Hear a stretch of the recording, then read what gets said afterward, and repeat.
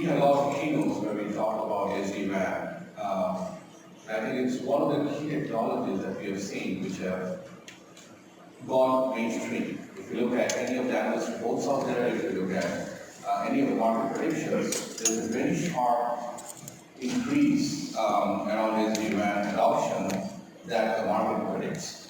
However, when we look at our customers, and we do work with many of you in the room and other global providers, we still at the first level of SD-WAN. We see them facing some of the unique problems, which is typically associated with new technology. And I think there are three things that we typically see which the market needs to overcome to become or improve or make money or make really good profit from the SD-WAN solutions and offerings for their customers. And one really is around the automation problem. This is what we have seen. We have heard this from pretty much from Comcast, from everybody who presented today, right? Automation challenges. How do you make this orchestration much more seamless, much more efficient? Second, I think which is critical for operators is how do you differentiate?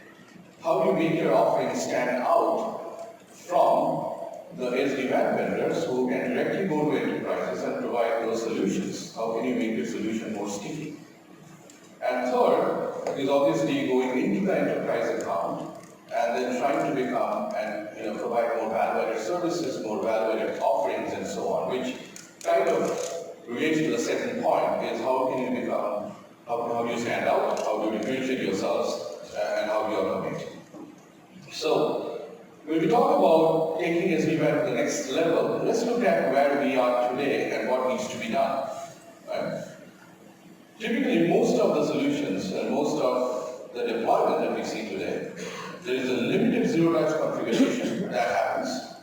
The siloed approach to SD-WAN has always been a problem in many cases. There is an SD-WAN offering, and obviously there is certain things that can be automated. But as you move into scale, so when you have 50, 100 sites, it's okay. But as you move into thousands of sites, the level of automation becomes a challenge.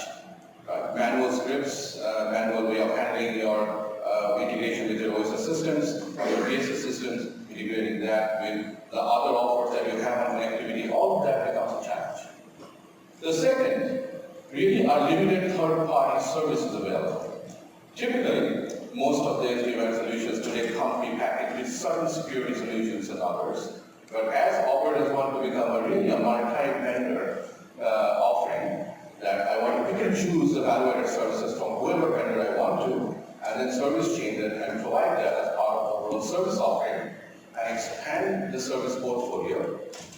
Automation challenges today really inhibits them from doing those. The third aspect is the GUIs, so we will get to that, right? A lot of times we believe, and we're all techno geeks in most of this in the room today, and we think the world is that way. But the GUIs that come with SD-WAN offering typically are very, very complex. You need to be a network engineer, or you need to be really a PhD in networking to be able to handle that. When it goes to SMB customers, most of them don't understand what it is. So how do you increase business value? How do you make it happen, right? So there's a lot of elements around service automation. These are not isolated, these are not separate, but I'll build it and we'll talk about this in different stages.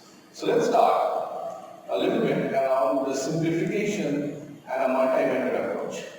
Now, when we talk about service orchestration, which plays a major role here, and when we say service orchestration or OSS, people tend to say, oh my God, I'm talking about OSS again. But this is not your, let's say your grandfather's OSS, really. This is the evolved OSS we're talking about. Microservices-based, more decoupled, more distributed. And obviously the biggest thing of this is more model-driven. So talk about YAN models and others that needs to be part of this to make this much more automated, much more zero-touch, and much more seamless. So automating the entire life cycle of provisioning, and when we say life cycle, obviously that also includes your device and config management needs to be model-driven. You need to have a closed-loop assurance strategy. You need to have visibility onto the services. And obviously you need multi-layer stitching. Because as let's face it, it's going to work with different types of underlay, and we will get to that later. The other part that we see from our customers is that they have started with providing one SD-WAN solution to their enterprise customers. But the customers want more choices. So how do you bring together different SD-WAN vendor offerings or solutions under one digital marketplace? So they can pick and choose. They don't want to choose one vendor versus another. They can choose the vendor they want. They should be able to choose the different security vendors from other value-added service vendors that they're looking for. So all of these are important things, and in that context, I think the work that NEC is doing with their Presto is really commendable, and we are working very, hand in hand with NEC to be able to make this much more an industry-wide de facto standard. We think this is important. Every time you are trying to manually put together things, this is going to be an issue.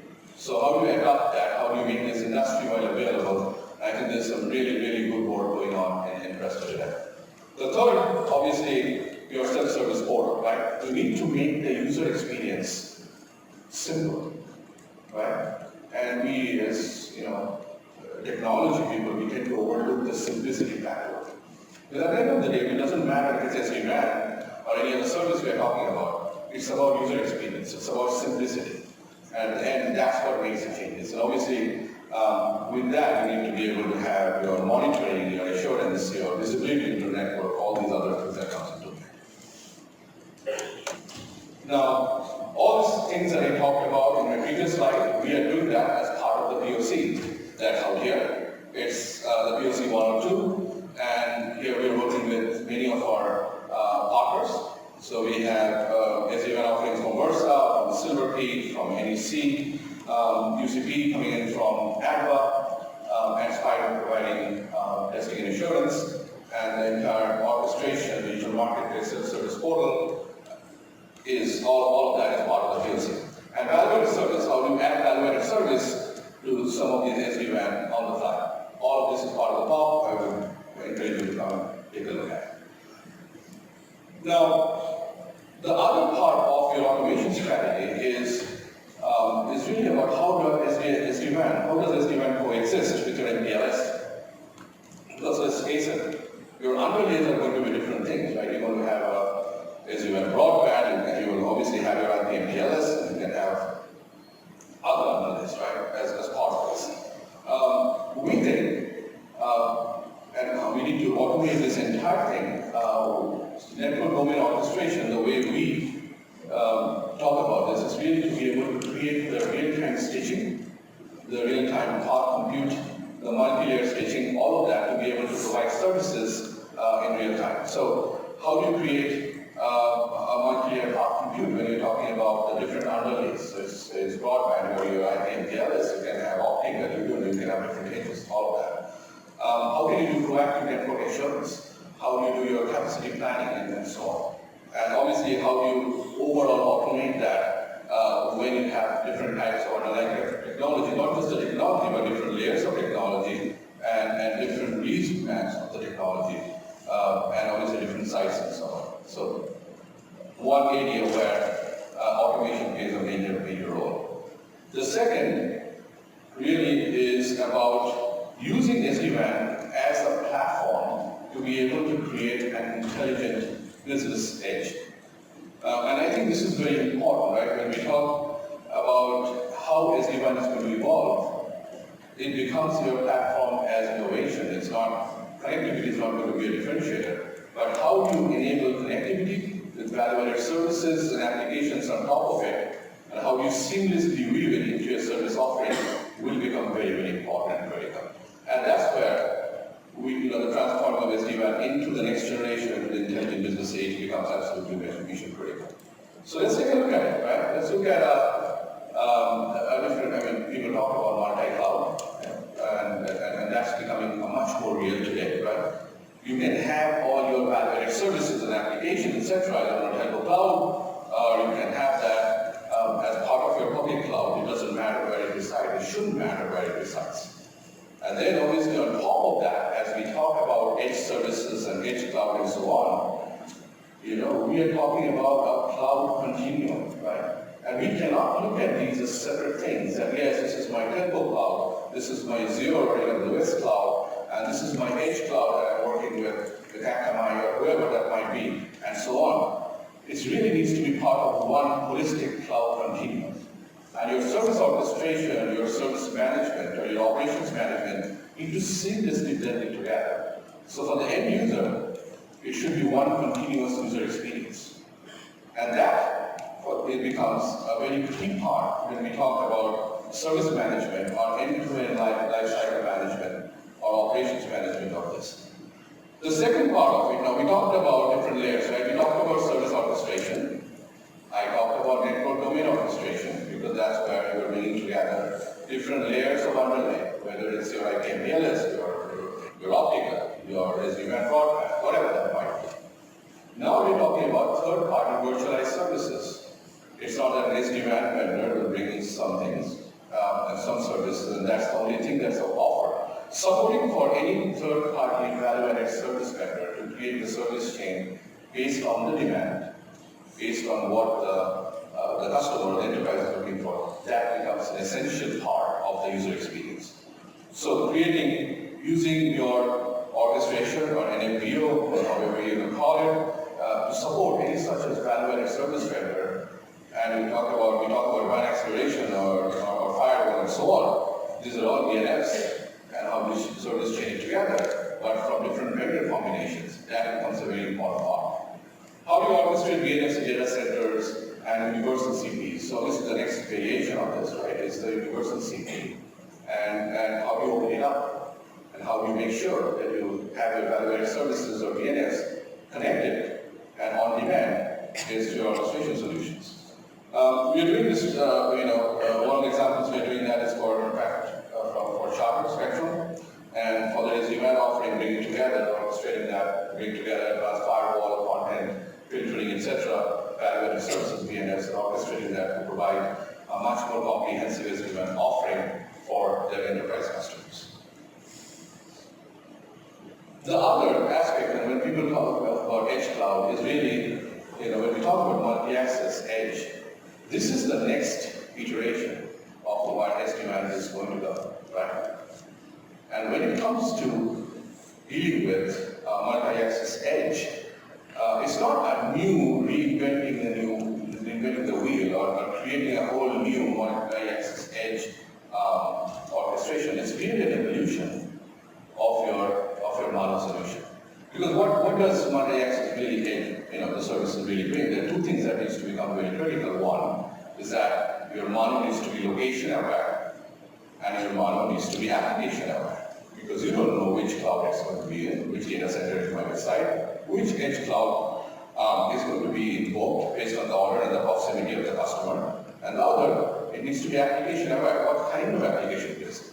Does it need ultra-low latency services? Is it okay with just a pure broadband services and so on? You talk about IoT, or you talk about virtual reality, and you talk about some of those next generation type of augmented reality and other applications, then location proximity, your time proximity, all of that becomes part of your orchestration and your service management experience. Because if you go back, right, service activation or service orchestration used to be fire and forget, right? We used to, if I go back 15 years or 10 years, right, that's what we do. We get the service order, we activate the service, and we move on because we don't care anything anymore. The service assurance picks it up. The new generations of applications with virtual network functions, cloud, NEC, and others, closed loop becomes critical, which means that our role doesn't end when we activate a service. We activate a service, we start to measure, and then the assurance part of it becomes important, and this all goes in a continuous cycle. And what becomes more important and becomes more critical is because a lot of these services, when we talk about enterprises and so on, have SLA attached to it and penalty clauses attached to it. So assurance, service fulfillment, all of that kind of goes away all those different boundaries that we have artificially created in the past, and becomes an end-to-end, intelligence-driven service management. The last and the most critical thing is really about the user experience. And I talked about this a little bit before, right? End of the day, we can talk technology whole day, doesn't matter. End user, be it a consumer, be it an enterprise, to them, it's about the user experience. How simple it is, how useful it is, how contextual it is, how can you bring this together very, very quickly, and so on. same philosophy or the same principles apply when we look at SD-WAN. I'll give you a couple of examples, right? This is TELUS, right? They had an SD-WAN offering from an SD-WAN vendor. The uptake of that was not very good. Pretty much my problem statement that I started with. It was isolated, it was siloed, or there was not a lot of uptake and so on and so forth. What we did for them is really the bottom part of it. Bringing together consistent user experience, bringing together CPQ, product management, order management, catalog, and other VSS aspects together so that they can now create a holistic user experience. So they can provide a bundled strategy, which includes the connectivity services, value-added services, SD-WAN offering, and all of that together as part of the service offering. How does it become more sticky? Now with that, because it's a part of the bundle, they can provide cross-product discount, they can provide contextual offers, they can provide better value, different types of rates to their high-value customers. So SD-WAN doesn't remain an isolated silo somewhere, but it becomes part of the overall service mix, becomes much more sticky. We have the before and after numbers. The numbers went up drastically when you provide these kind of things. So consistent user interface, abstraction layer, and obviously giving control and simplicity to the end users. The next example I'm going to talk about is about expanding into the mid-market SMB segment. Now, obviously SD-WAN providing to your large enterprise customers is one value prop, but when we are providing that to the SMB customers, it's slightly different value proposition. In fact, I remember, share a quick story here. We were doing this project for one very large European customers who have already done SD-WAN offerings and launched it to the SMB customer market. And the uptake was horrible. And we, as part of Netcracker, as well as the customer, were trying to figure out why this was happening. So we had a focus group. And one of the SMB customers, I remember the comment, this happened like a year and a half back, I still remember it to this day. He said, guys, you think that we are all technology wizards, we are SMB. I have 2 branch offices here and there, small shops, really more than a branch office. And you know who my CIO is? He said, who? He said, my 14-year-old son. He's a great guy, he does all these IT applications. And I showed this offering to him, he looked at it, he couldn't understand it, I didn't take the offer, because it made sense to him. So the point is, right, when you talk user experience, dumb it down so that it becomes so simple that even a business user, a non-technology user should be able to look at it and make that part of it. We're used to Amazon, we're used to Apple, we're used to all of these digital commerce platforms. Why can't we have an offering which creates the similar experience for the end user? This example that we are showing is Telefónica Mexico, where they wanted to launch SD-WAN service for their enterprise customers. Phase 1 include 4 variations of SD-WAN offering, and we launched them for them in 10 weeks as a service model out of our data center as a service over the top of Mexico City. And what we did for them as a first layer is really SD-WAN and valuable VNFs. We have also bundled together IT applications, so it's a service, and they are in the process of adding the edge apps such as IoT, caching, etc. as part of it. So user experience, right? The value is the most critical thing and the most critical enabler, right? In service management, service orchestration, and customer experience works hand in hand. You cannot have one without the other. It's like saying, I had a great, fantastic operations environment, my customer experience sucks. Really, it doesn't work very well. So to wrap it up, because I'm coming to the end of my time slot here, really there are a few critical things. To take the SD-WAN to the next level, which I think we all agree with all the comments that we heard over the day, right? Scale and simplify a multi-vendor environment. Be able to create more differentiated offers and increase competitiveness. And that means bringing together different cloud, your edge cloud, your offerings spread across in a much more distributed environment. And obviously the biggest thing is differentiate. How do you differentiate? Differentiating by adding different value-added services, orchestrate that, and bring it together as part of your continuous experience. And obviously